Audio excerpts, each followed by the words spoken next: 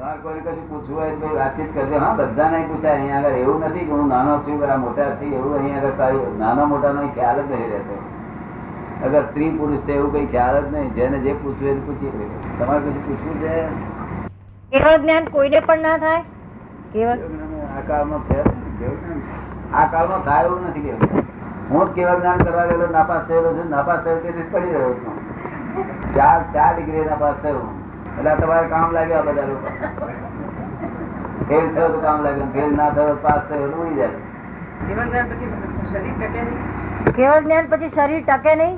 ટકે ને શરીર તો 100 વર્ષે ટકે, 500 વર્ષે ટકે. નાપાસ કેમ થયા? નાપાસ કેમ થયા? કઈ ભૂલ થઈ છે તેથી ભૂલ વગર તો નાપાસ થાય ને. કેવી ભૂલ થઈ પૂછે છે? કઈ ભૂલ થઈ? કઈ જાતની ભૂલ? અહંકાર થી થઈ છે કે હું ભણવા આવી ગઈ છું, ભૂલ નંબર નાપાસ થઈ ગયા. હવે એ અહંકાર કાઢી નાખવો પડશે. કાઢી નાખ્યો બધું. હવે ચોખ્ખું કરી નાખ્યું. હવે તો કેવું થઈ જવું જોઈએ. હવે ચોખ્ખું થઈ, પણ અત્યારે ના થાય. અત્યારે આ કાળ જ નથી ને. પેલા કાળ હતો 25 કરતા હતો, અત્યારે કાળ નથી. અને આપડે ઉતાવળ નથી. મારે તો નિરંતર મોક્ષ માં જવું છું. તો આ કળિયુગમાં કેવળ જ્ઞાન થાય નહીં એમ. આ કળિયુગમાં કેવળ જ્ઞાન થાય નહીં એમ ના થાય ના. એના એટલા બધા કર્મોનો એ છે કે આ જેમ રૂ ને છે બધે ગાંઠડી તે પ્રેસ કરીને એવો પ્રેસ થયેલો કર્મ છે આ લોકો. જો તે હવામાં મોટર નીકળ્યો અને આખો દાડો મોટરમાં ફરે તો કર્મ પૂરો થાય નહીં. તો ચાલીને જાય ત્યારે ક્યારે કર્મ પૂરો થાય? મોટરમાં ફરીને કામ પૂરો થતો નથી. ચાલીને જાય ત્યારે ક્યારે પૂરો થાય? દરેક કર્મ ની સિલકો ઢગલા બંધાયો છે કર્મ. The world is ever regular. Regular જ હોય છે. વર્લ્ડ કોઈ દાડો ભૂલચૂક વાળું થયું નથી કે વર્લ્ડ નો કોઈ કાળ લાગ્યો નથી. વર્લ્ડ રેગ્યુલર જ હોય છે. એ તમારા જ કર્મના ફળ આપ્યા કરે છે. એની રેગ્યુલેટરમાં કોઈ વાંધો નથી. ન્યાયી જ હોય છે. કુદરત ન્યાયી જ હોય છે. હંમેશા નિરંતર ન્યાયી હોય છે. ન્યાયની બહાર કુદરત જતી નથી. પ્રશ્ન છે, પ્રભુ શ્રીએ આજ્ઞા આપી હતી કે અમારી આજ્ઞાથી પરમ કૃપાળુ દેવને ગુરુ માનો અને એમને આપેલો મંત્ર તેમાં 20 દોરા અને આત્મસિદ્ધિ આપેલી તે હજુ મન ભટક્યા કરે છે તો શું કરવું?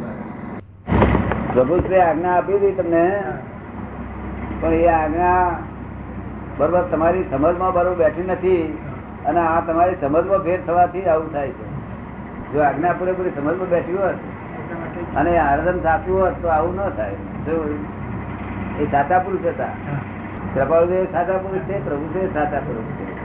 કૃપાળુદેવ જ્ઞાની પુરુષ છે, પ્રભુજી સંકેતી પુરુષ છે. એટલે એમાં કઈ વાંધો ના આવે. પણ તમારી કઈ ખામી ડિફેક્ટ રહી ગઈ. આત્મ ધ્યાન રૌદ્ર ધ્યાન થાય છે. આત્મ ધ્યાન રૌદ્ર ધ્યાન થાય છે ત્યાં સુધી કપાળદેવ નો એક અક્ષર સમજ્યા નથી એમ કેવાય. એના માટે શું કરવું? એના માટે શું કરવું જોઈએ? હા, અમારી માટે અહીંયા આવજો, તમને ફરી કરી આપીએ એમને આમ સીધું ડિરેક્ટ જ કરી આપીએ છીએ. બહાર ના આ મનુષ્ય શું થઈ શકે? આ મનુષ્યો કલયુગ ના દુષ્મકાળ ના અને બધા તપ્ત થઈ ગયેલા, કેવું તપી ગયેલા. આમાં ક્યારે ઠંડા પડે? દાડો વરે નહીં. એટલે આ નવો ઉપાય મૂક્યો છે. અક્રમ વિજ્ઞાન લિફ્ટમાં બેસાડી દઈએ છીએ. શું થાય? લિફ્ટમાં બેસી જાય પછી હાથ નહીં કાઢવાનો. ફક્ત એટલું કાયદા છે એનામાં. હાથ કઈ કાઢાય? બેસવાનું લિફ્ટમાં. એ ગાડી જગ્યા પંખા ભરતા હોય અને મોક્ષે જાય. તમારી ગાડી જગ્યા પંખા ભરે છે ને? નિરંતર પંખા ભરે. નિરંતર અદંપો ના થાય જરાય. આપણો પ્રશ્ન બરોબર છે. કેટલા વર્ષથી આરાધના કરો છો? આ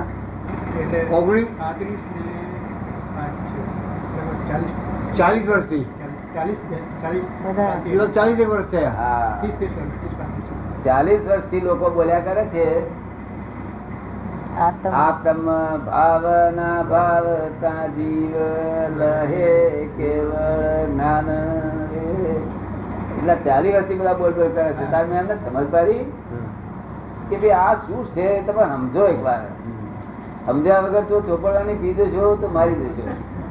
ચોપડવાની પી જાય શું થાય? મરી જવાય. આ ભગવાને શું કહ્યું? આત્મ ભાવના ભાવે તો જીવ લહે કેવળ ના. એ કહ્યું તે આત્મ ભાવના ભાવતા નથી અને આ ગોજ ગોજ કર્યા કરે. શું કરે છે? આત્મા ભાવના ભાગવાની તે ક્યાં રહી? એટલે આ તેના જેવી વાત છે. એક ડાક્ટરે કહ્યું હોય કે આ દવા હલાવીને 3 વખત પીવી, એવું ઉપર લખેલું હોય એટલે આપણે આમ વાંચતા છે, આ દવા હલાવીને 3 વખત પીવી, આ દવા હલાવીને 3 વખત, એવું 40 વર્ષ સુધી કરીએ, શું લાભ થાય?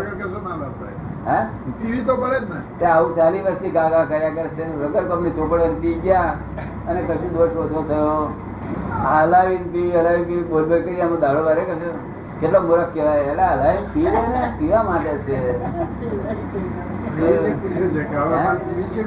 નહીં, એટલી બધી અજાગૃતિ બેભાન પણ છે મનુષ્યનું. બેભાન ઉઘાડીમાં કે ઊંઘે છે જગત, ત્યાં શું થાય? કોઈનો દોષ નથી. આ સાધુ આચાર્ય ઉઘાડીમાં કે ઊંઘે બિચારા, શું થાય? જાગૃતિ જ નથી આવતી ને. એટલે કે છે કે એ શું કે છે? અવેરનેસ. હવે તો અમારા દેશને જરૂર નથી. અમારા લોકો તો બિવેર થઈ ગયેલા છે. શું છે કે ફોરેનમાં અવેર લઈ જાવ તમારું, પણ તે અવેરનેસ ના તો ફોરેનમાં જરૂર છે. એ લોકો રાત દાડો મોખણમાં ને એમાં પાવમાં મોખણમાં જ ચીજ હોય છે એમનું રાત દાડો. તો થોડું ને માનતાની બહુ પડેલ નહીં, માખણ ને એ બધું મળવું જોઈએ. ના મળે તો એકદમ બૂમ થઈ પડે. અને આપણા લોકોને ના મળે તો ખીચડી કઢી ખાઈ જાય. મોખણ શું ઘી ના મળે તો એ વાંધો નહીં. શું થયું? 5 વાગે આપડે એથી ત્યાં જવાનું નેટિવ પ્લેસ આપની પેથાપુર હિરાલ ઝવેરી હતા ને. મનમાં દુકાન ના મારી, બીજા કેટલાક દુકાન મારી દીધી પોતાની. એટલે લોક પગે લાગવા આવે તેમને ગમે બહુ. પોતાની દશા ઉભી થઈ નથી. અને તે પેલા લોકોએ દુકાનો મારી.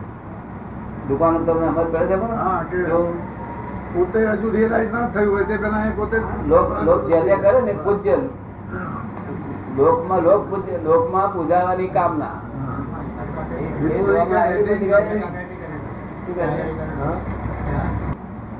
એટલે વસ્તુમાં લોકોએ દુકાનો મારી હતી બતાવે.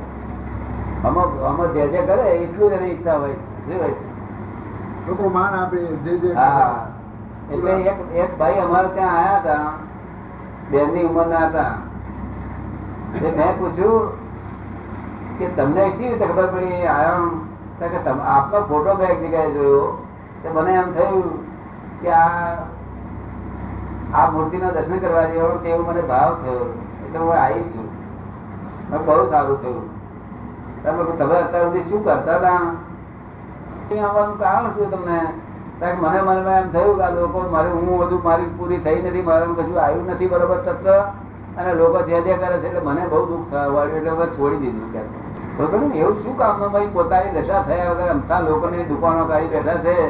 એ મહાન જોખમદારી છે, ભયંકર જોખમદારી છે દુકાનો.